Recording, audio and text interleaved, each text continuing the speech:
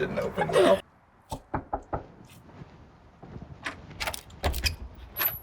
Hi.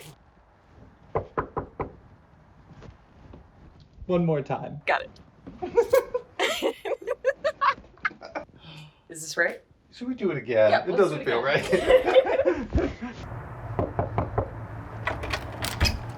Oh, hi. The cat's running away. I don't know how to work this camera. Start this inside. Yep.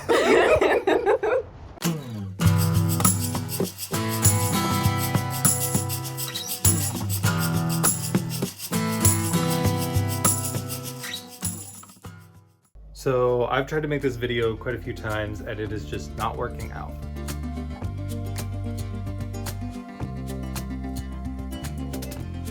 The point is, we bought a house about a year ago and we've spent the last 10 months fixing it up. So now I want to do just a little walkthrough of the house, kind of the before and afters, and give you an idea of all the improvements and everything we've been working on. So we started looking for houses around April of 2022. Well, the first time we stepped foot in this house, we loved it. We knew, well, it would need some work. It felt like home already. And we put an offer in that next day. So we went through the whole closing process, took about a month, and we moved in on May 27th, 2022, which is only 3 days before Lex's apartment lease was up, so just in the nick of time. We closed on the house in the morning, moved both of our apartments out and into this house all in one day. So the first room we wanted to focus on was the living room. Right away we loved the room. It had these beautiful windows, but it was painted kind of this brown that we didn't love. We repainted, got all new furniture, new curtains, put the TV on the wall so it opened up both windows in the room, and repainted the door.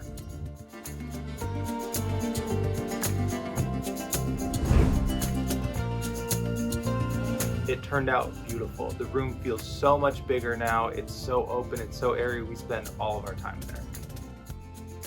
So we also painted the hallway that white. Lex had this great idea to paint all the doors this kind of charcoal gray and paint the doorknobs black, which made it feel so much more modern. The guest room really didn't need a whole lot. We just put our own bed in there, left the paint, got some new curtains. All that, minus the TV, was done the first weekend we moved in pretty much, which felt really good to have one room totally done. The office was something that we really wanted to be intentional with how we used. So again, we painted it white, and we really wanted to have a lot of unique things in here, give a very office vibe. We found this beautiful chair at the thrift store for $20, which quickly became the focal point of the room. We then put up a nice wall sconce, put Lex's degrees on the wall, put this beautiful L-shaped desk in here, and put up our own curtains and bookcase. This room is always a work in progress, so we probably will continue to add to it, but I really love how it feels right now.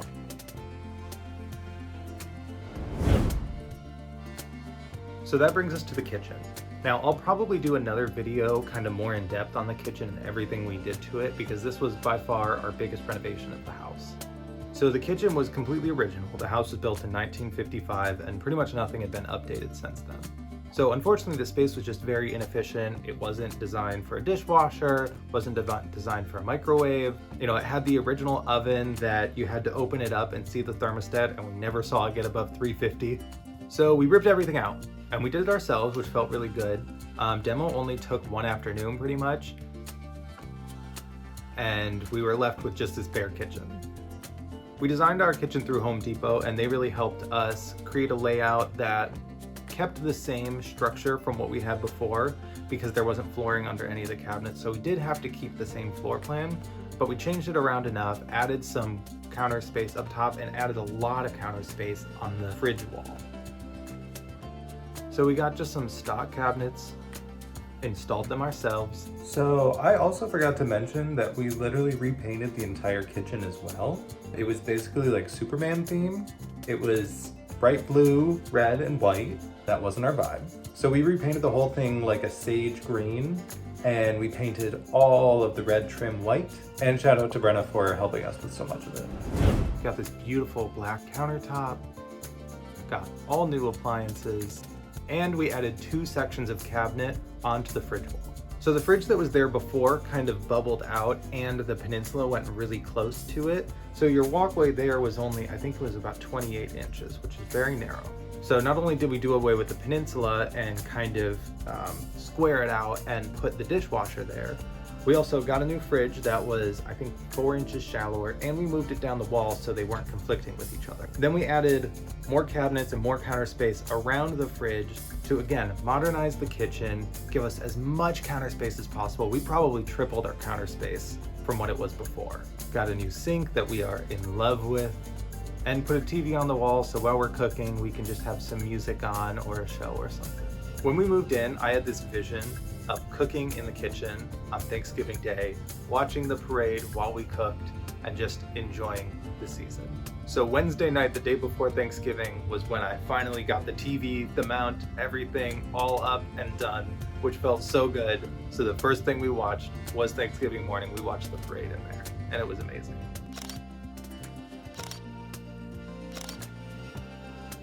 So like I said, I might do another video on the kitchen because there was so much more than that. That is very much the boiled down version, but gives you an idea of the before and after and everything we've done.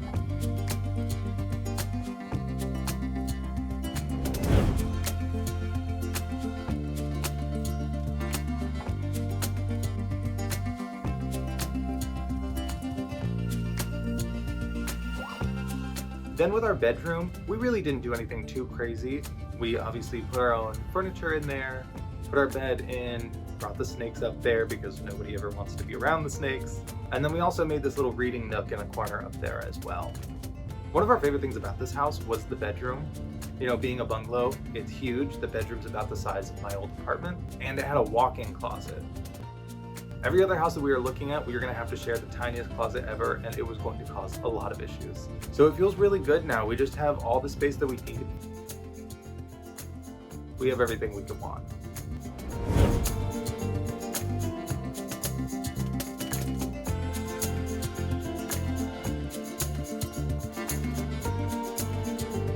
Probably the second biggest thing that we focused on, and the thing we put the most money into, was the exterior of the house. So when we bought the house, we knew that the biggest issue was the siding. As I said, the house was built in the 50s. It had this cedar shingle siding. So it was all wood. So over just decades of wear and tear, the paint's been peeling off. So that was a big priority to get done the first summer here. So we got it painted. They blew all the old paint off, scraped everything off that they could. We also got new gutters. So instead of a downspout right next to the porch that also wasn't connected, now the gutters function properly, goes all the way out to the side, and it's not taking up space and taking away from the curb appeal of the house. They also painted the corners of the house white because I guess that's normal, and for some reason our house doesn't have it, so it has a little more shape than it did before. But we did really like the green. That was something we fell in love with. So even though we had to get it repainted, we stuck with the green. We just went a little darker shade. We also stained the porch this nice walnut brown and ripped the shrubs out that were next to it.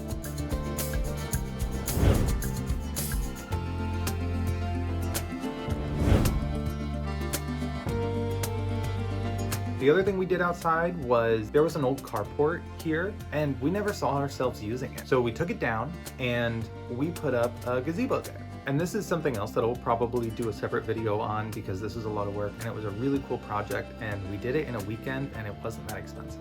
So since the ground had already been cleared and there wasn't grass growing there, instead of trying to turn it into more yard space, we figured let's just turn it into a nice relaxing living area. So we dug it out a little bit more, put some gravel in, and we got some pallets from a warehouse and we made pallet couches, which honestly were very easy to do. We just took some pallets, painted them black, screwed them together, and that was pretty much it. We did struggle for a little while to find cushions, but then we realized that the width of the couches was about the same as a twin bed. So we just got 2 twin beds, put some outdoor mattress covers on them, called it good.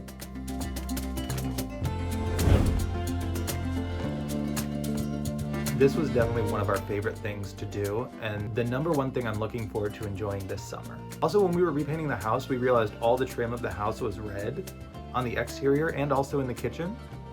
And it was not like a cute red, so it felt so good when we finally painted over that last bit of red and we don't have to look at it anymore.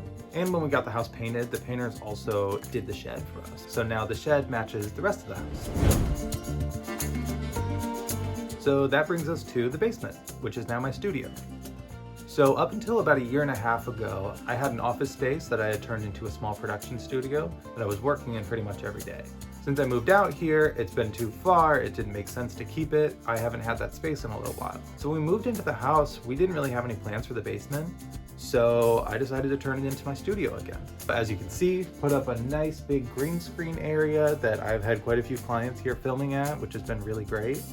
I also really wanted this to just be a full creative space, so you could do anything you needed to down here. So we found this awesome big craft table. It's a big square IKEA table that we found at the thrift store for like $15, and it fits the space perfectly.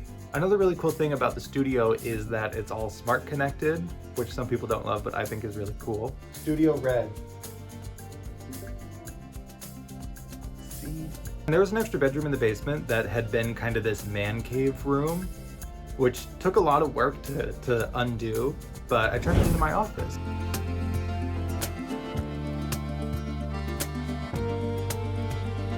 And there was even a closet in there. That was a pretty big closet. So I turned that into a little recording studio.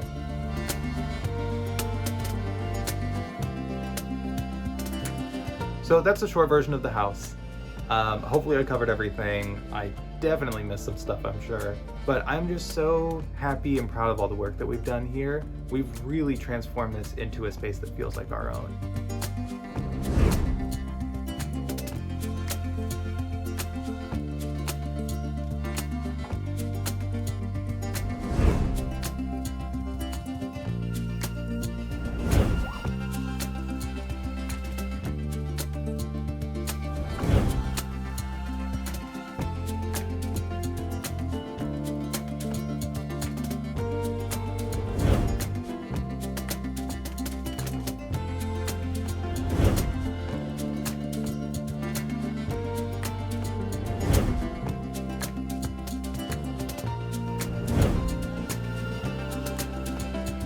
So we are not done with working on the house. There's always stuff to do. So I do have plans for some more renovations coming up, but I just really want this to be a living, breathing thing where the house is always evolving and I'm documenting everything before and after to really appreciate everything that we've done.